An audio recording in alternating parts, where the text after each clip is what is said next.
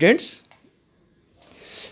अब मैं 12.1 कर रहा हूं। ये है लीनियर प्रोग्रामिंग। इसमें से एक क्वेश्चन आता है, ठीक है। तो देखिए क्या है linear programming. Now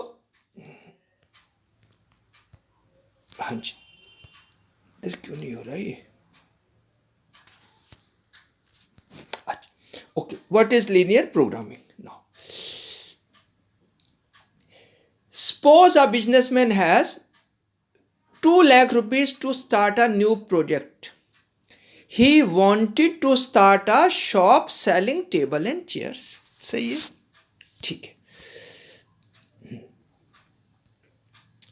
The cost of one table is 2000 rupees and one chair is 1000 rupees. He has a space of storing about 100 items. वो टेबल्स और चेयर्स बाय करना चाहता है, ठीक है, ठीक है। अब उसके पास जो स्पेस है ना वो सिर्फ 100 आइटम्स का है। उसमें 100 आइटम से ज्यादा नहीं आ सकते। सही। अब मैंने क्या पूछा है, आगे मैंने कुछ पूछा है। Now the question is can he buys 80 table and 40 chairs. अच्छा, तो पहले देखते हैं कि 80 टेबल्स कितने की आएंगी और 40 चेयर्स कितने की आएंगी।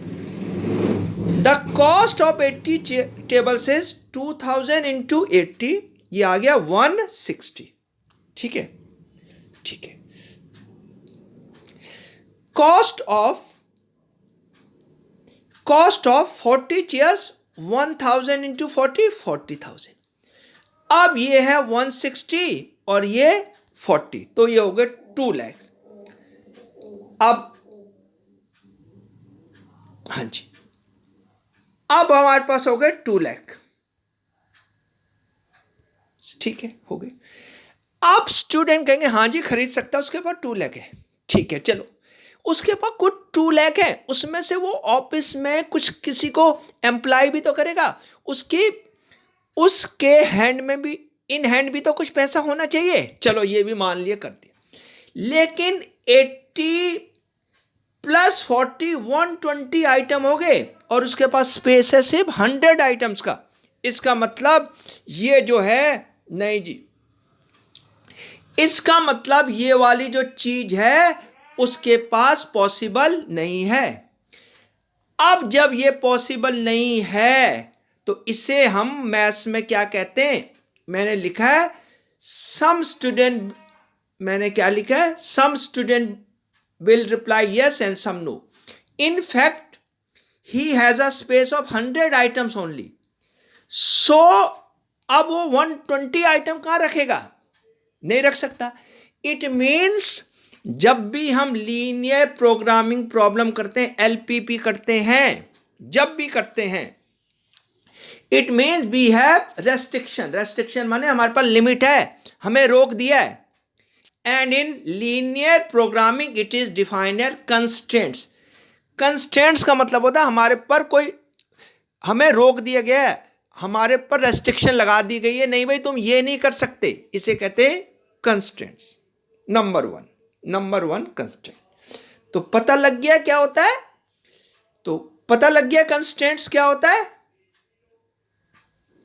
हमें पता लग गया constraints क्या होता है, ठीक है। नंबर सेकंड,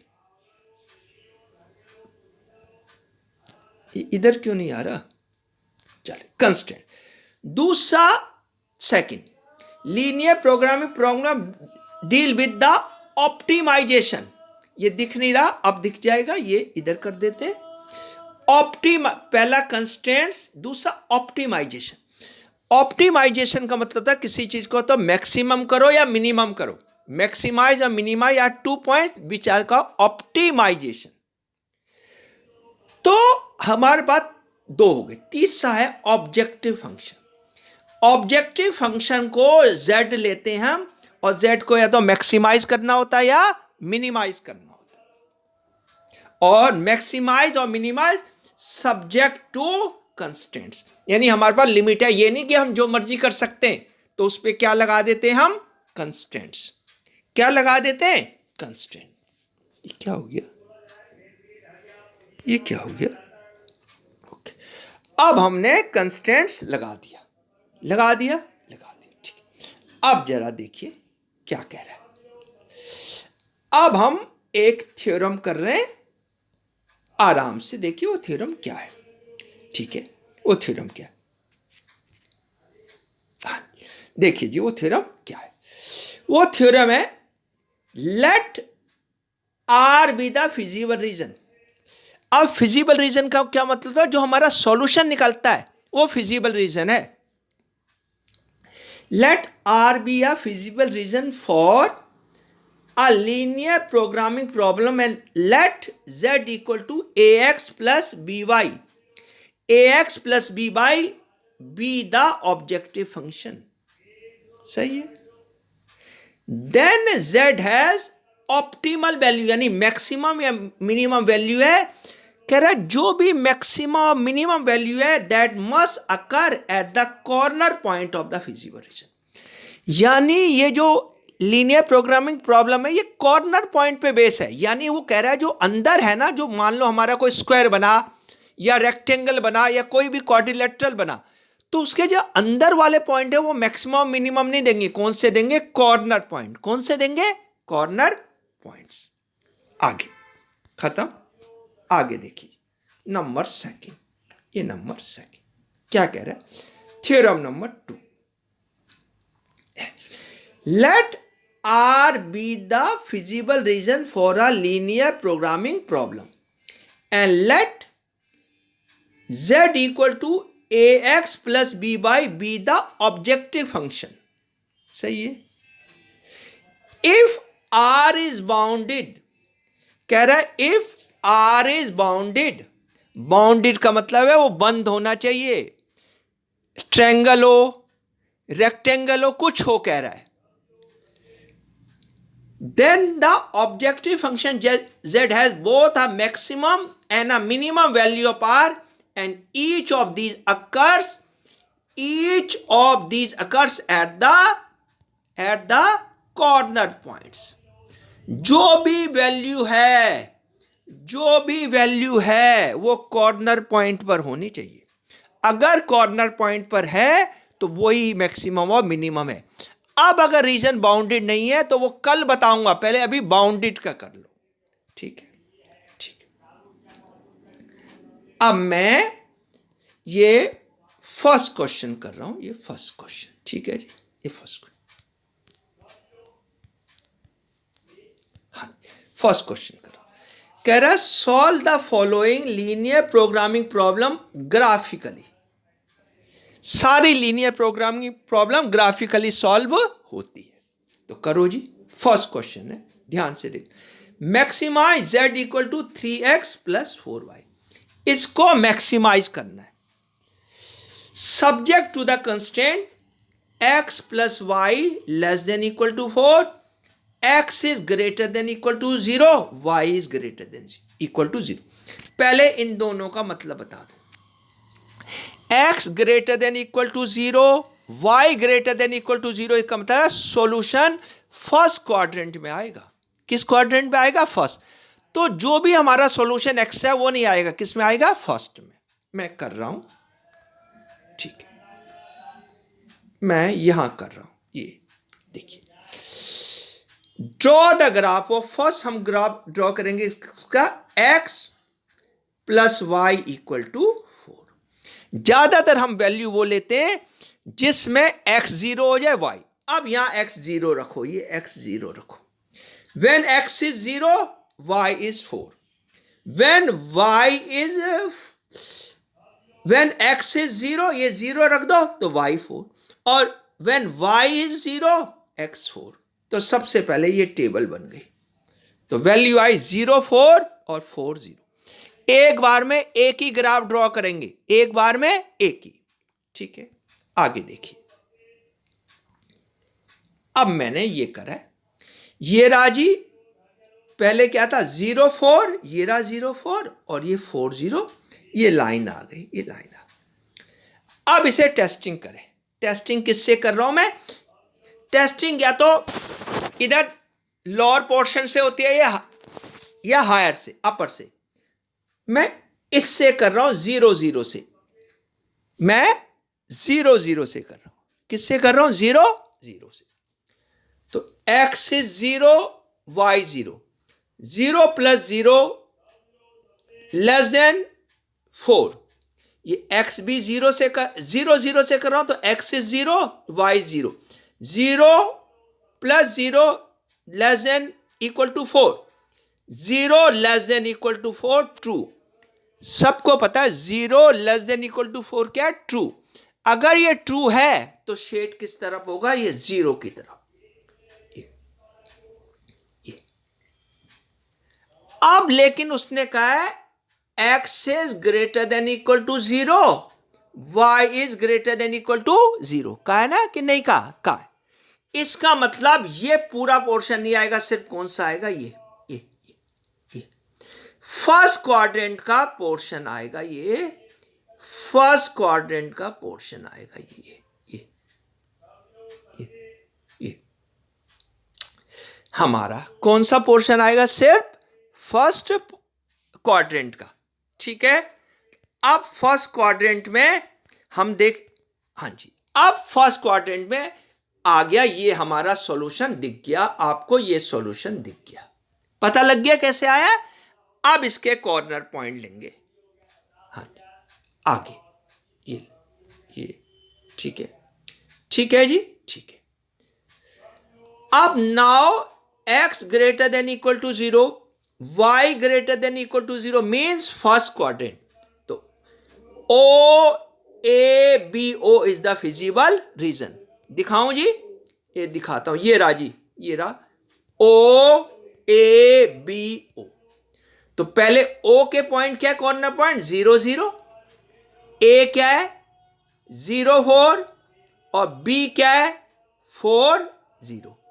तो कितने पॉइंट हो गए कॉर्नर? कितने पॉइंट हो गए कॉर्नर? हमारे पास कॉर्नर पॉइंट हो गए 0 0, 0 4 और 4 0 हो गए। हम इसे टेस्ट करें, ये यहां टेस्ट करें। कॉर्नर पॉइंट 0 0, 4 0 एंड 0 4, और z है 3x प्लस 4y। तो z की वैल्यू रखो, x की वैल्यू 0, 3 इंटू 0 0, 4 इंटू 0 0। अब है 4 0, x कितना है? 4। तो यहां से z 3 इंटू 4 प्लस 0, ये आई 12। अब रखो 0 4, x के प्लेस पे 0, तो ये 0, 4 इंटू 4 16। सही है। तो अब आप खुद देखिए, अपने आप देखिए, the maximum value of z is 16। कितनी आई? 16 at x equal to 0, y equal to 4। तो मैंने ये फर्स्ट क्वेश्चन करा है। कुछ समझ आया? चलिए जी, आगे चलते ये आगे चलते। हाँ जी, चलें जी आगे। अभी आगे चलते। ये क्वेश्चन है। हाँ, क्या कह रहा है जी? Maximise z equal to 5x plus 3y subject to constant 3x plus 5y less than equal to 15, 5x plus 2y less than equal to 10, x is greater than equal to 0, y is greater than, x is greater than equal to 0, y is greater than equal to 0. It means in the first quadrant. तो मैं start कर रहा हूं जी यहां से table बनाकर। ध्यान रखना, एक बार में एक ग्राफ बनाते हैं और एक ही की टेस्टिंग करते हैं, नहीं तो सारा गलत हो जाएगा। Solution 3x plus 5y equal to 15। मैंने x रखा 0। कितना रखा? 0। सही है। x रखा मैंने 0। तो जब यहां x 0 हो जाएगा तो 5y equal to 15, y equal to 3। अब y 0 रखो। अब ये y 0 रखोगे तो 3x equal to 15, x equal to 5। तो पहली टेबल बन गई और पहला ही ग्राफ बनाएंगे। अभी दूसरी नहीं बनी, अभी पहला ग्राफ बना रहे हैं। क्या है? 0 3 और 5 0। क्या है? 0 3 और 5 0, ये रहा 0 3, ये रहा और ये रहा 5। जब भी आप ग्राफ बनाएं स्केल से बनाएंगे, ये फेयर फिगर है और बराबर और इक्वल डिवीजन होने चाहिए। क्या होने चाहिए? Equal division. अब ये 0 3 और 5 0 ये कर ली, ये लाइन आ गई।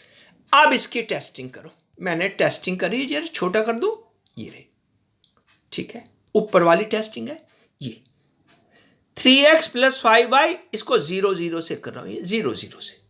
जब हम 0 0 से करेंगे तो ये भी 0, ये भी 0, 0 < 15 ट्रू। तो किस साइड पे शेडिंग हो गई? 0 की तरफ।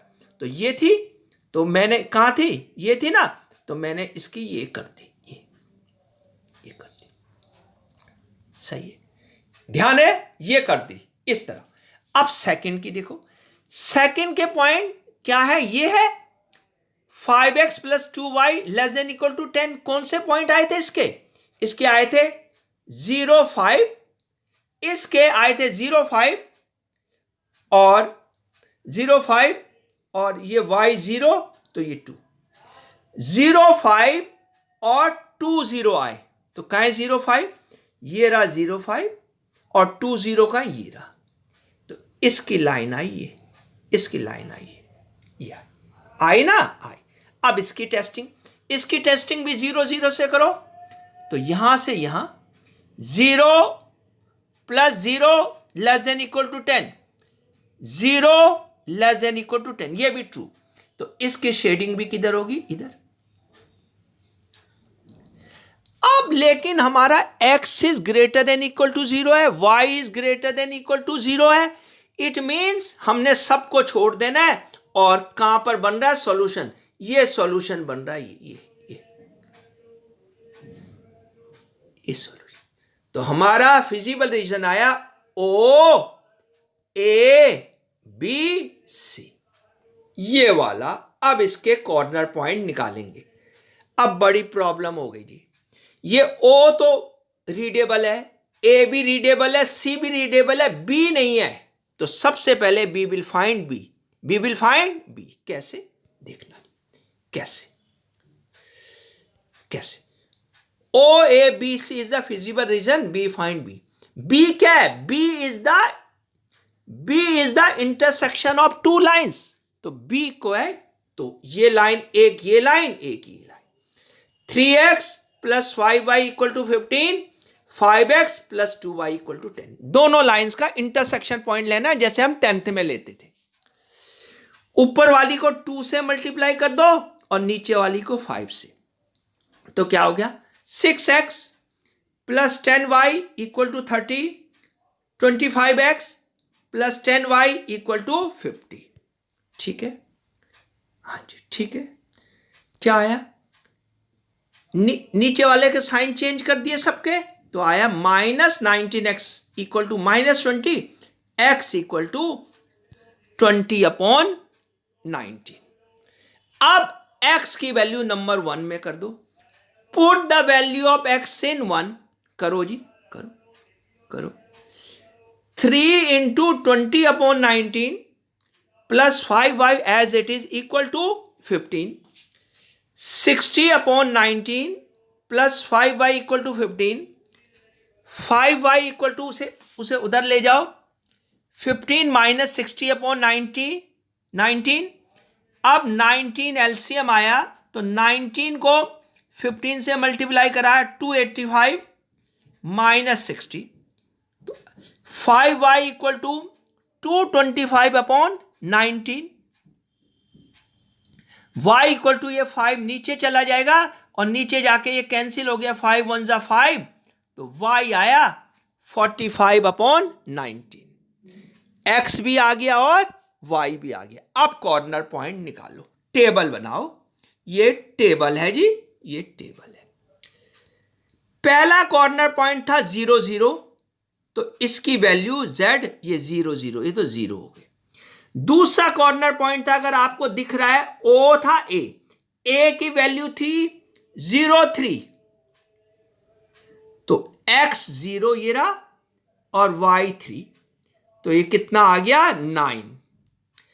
थर्ड वैल्यू ये बी की अभी निकाली 20/19 और 45/19, तो क्या आया z इक्वल टू यहां से यहां 5 इंटू 20/19 प्लस 3 इंटू 45/19, ये आया 100/19 और ये आया 135/19, तो इसकी वैल्यू आई 235/19। कितनी आई 235/19। और लास्ट वैल्यू क्या थी, अगर आपको याद हो या दिखाऊं, ये दिखा रहा हूं, ये रही लास्ट वैल्यू थी ये ओ ए बी सी, क्या है 2,0 रख लो जी, ये रखो 2,0, तो कहां पे रखा ये 2 5 इंटू 2 10 प्लस 0 10, तो ये 10। अब हमारे पास ये वैल्यू आ गई है, हमारे पास वैल्यू आ गई है 0.9235/19/10। हमें क्या करना है मैक्सिमाइज, ये देखो ऊपर लिखा है मैक्सिमाइज, यानी मैक्सिमाइज, तो मैक्सिमाइज कौन सी है, ये आप सॉल्व करके देख लेना, इसका आंसर लगभग 12 पॉइंट सम आएगा, जो भी आएगा। तो मैंने लिखा है maximum value of z is 235/19 है, ये 235/19 एट 20/19 एंड 45/19। अब देखो यहां मैंने गलती से 9 लिख दिया, ये कितनी है 19 है, ये 19 है।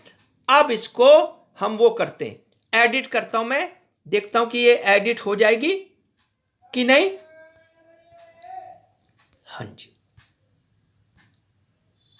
हाँ जी, ये देखो फिर मैंने 9 लिख दिया, ये 9 नहीं है, कितना है 19 है, ये 9 नहीं है, मैं दोबारा कह रहा हूं ये 9 नहीं है, 235/19 है, और ये आपकी क्या है मैक्सिमम वैल्यू। ठीक है, ओके।